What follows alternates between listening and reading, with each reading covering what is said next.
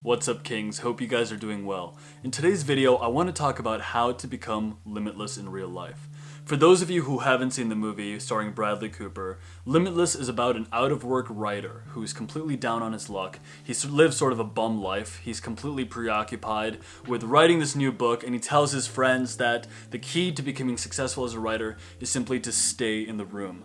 But he doesn't actually honor this principle. He actually takes off in the middle of the day and starts day drinking at bars just to compensate for the stress of not being able to produce writing.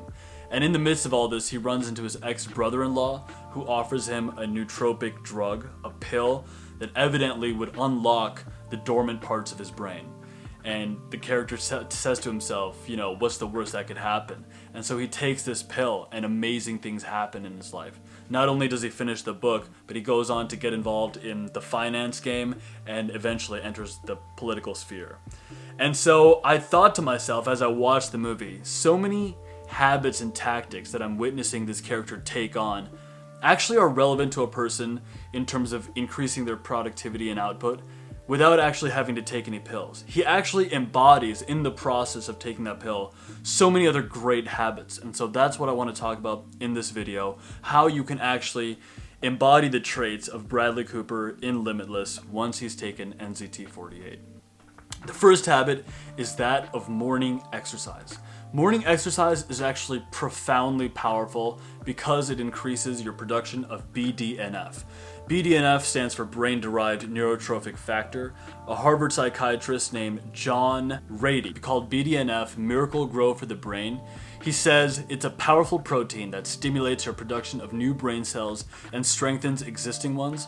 More specifically, when you release BDNF, it flips the switch on a series of genes that grow brand new brain cells and pathways. High BDNF makes you learn faster, remember better, age slower, and rapidly rewire your brain. BDNF is also associated with your brain's plasticity. It's said that when your brain gets damaged or faces a stressful situation, the production of this protein protects your brain and helps your brain cells grow back stronger. Your neural pathways become more flexible instead of shutting down, which explains why high BDNF levels are actually associated with warding off depression. BDNF is also associated with neurogenesis, the process of actually growing new dendritic and synaptic connections in your brain. It's simply the process by which neural stem cells grow and expand. And so the best way to increase your production of BDNF is actually to exercise. And many studies have found that endurance exercise, aerobic-based exercises, increase production of BDNF by 200 to 300%.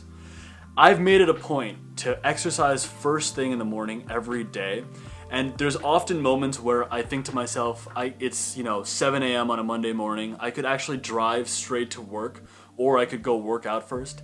And sometimes I am tempted to just go straight to work, but it has invariably been true that if I've managed to work out before I go to the office, my productivity is up several fold. And it's just because alertness, oxygen in the brain, and the production of this protein that increases synaptic connections. It's an immediate response, and it makes your day go so much better and so much cognitively stronger. So that's the first habit, morning aerobic exercise. The second habit is that of intermittent fasting. Now, some people are really extremely diligent with their intermittent fasting. Some people only eat in a 4-hour window every single day. That just has never worked that well for me. I don't have that kind of discipline, and honestly, it's hard for me to keep on good weight if I only eat in a 4-hour window every day, or an 8-hour window even. So generally speaking, what I do is I push back the first meal of my day as far as late as I can, and this has been incredible in my productivity because I just stay alert through the whole morning, and I find that I do need some time to compensate for a meal eaten. It slows anyone down to eat a nice meal. And in fact, there are many benefits to your brain that have been noted through intermittent fasting.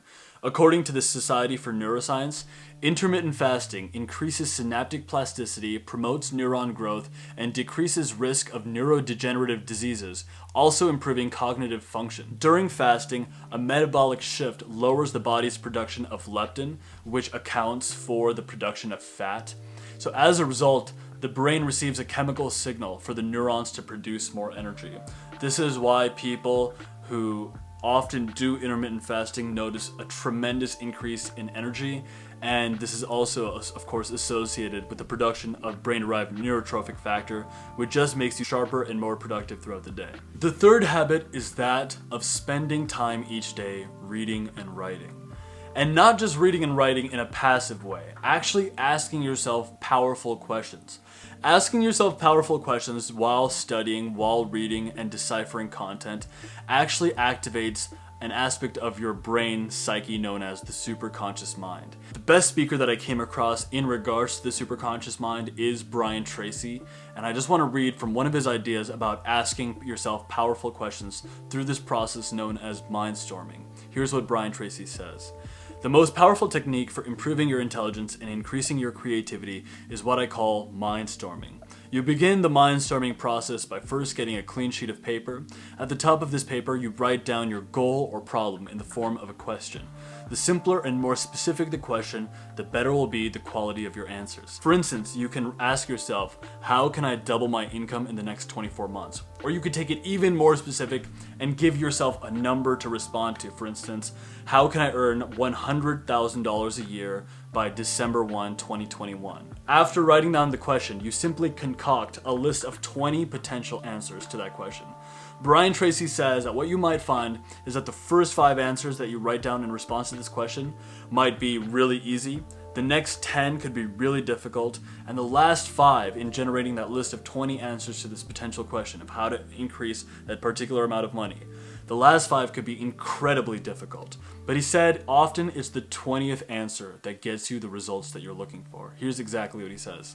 Sometimes the 20th answer that you generate will be the breakthrough answer that enables you to save thousands of dollars and many hours of hard work. Often your last answer is the inspired idea that changes your life and your career.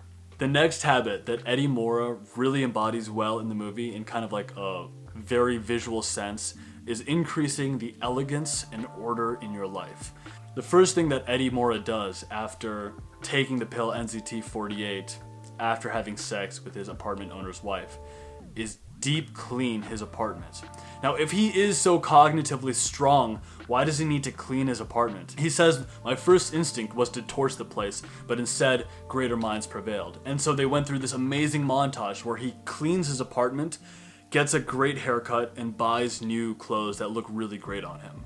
And I think this is really actually a significant thing in increasing your personal productivity. There have been numerous studies that have cited that a clean environment affects your output a great deal. The latest one that I could find was a 2018 study from the Netherlands that shows that workplace productivity increases significantly, at least perceived productivity increases significantly when a person has a clean environment to operate from.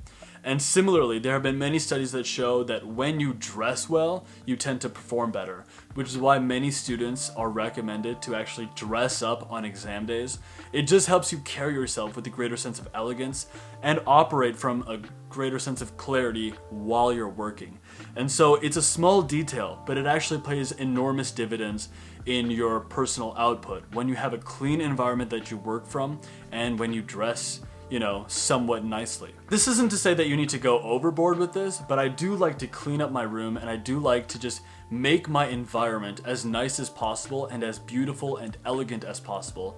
Alongside my personal appearance, I find that if I get a fresh new haircut or if I buy a really great well-fitted jacket or something, it actually affects my productivity a lot just to be physically more elegant. So that is another principle, and I think it's really beautifully illustrated in the movie Limitless. And the final principle is that of doing deep work every single day. Deep work is a term that I've talked about a few times on my channel, but it relates to doing work without interruption. The term was coined by Cal Newport, who is a professor at MIT. He says that in our current age of distraction, where correspondence really takes the forefront of people's work life, being able to work deeply on projects is more relevant than ever, and it's actually considered the superpower of the 21st century. Here are some excerpts from his book in which he talks about this term.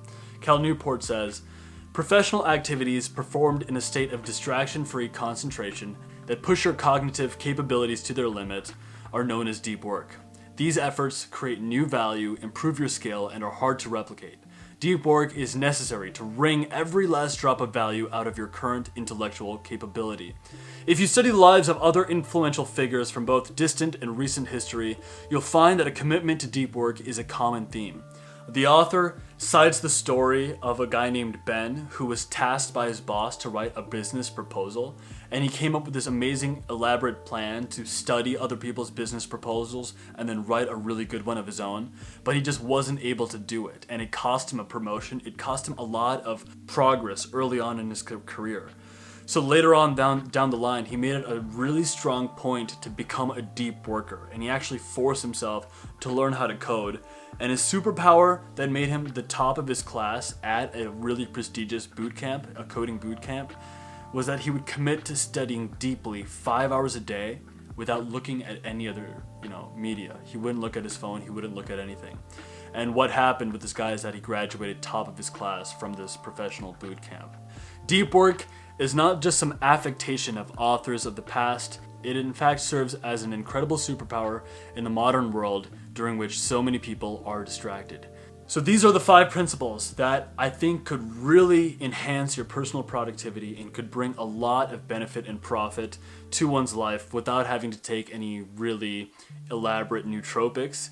These principles are doing morning cardio, doing intermittent fasting to some capacity, spending time each day reading and writing, asking yourself powerful questions so that you can activate a bit of your superconscious mind, increasing the order and elegance in your life, and lastly, doing deep work. And with these habits, I think we all can enhance our capacity to know what to do with ourselves and really bring amazing results into our life. That's it for today's video. If you're new here, my name is Nick Hill. This channel is about blending esoteric strategies from the East and building up spiritual strength alongside mixing them with the industriousness of Western philosophy. I also like to draw a lot of inspiration from cinema and novels, so if that appeals to you, I'd love it if you subscribed. If you liked the video, please like the video, and I will talk to you guys really soon. Cheers.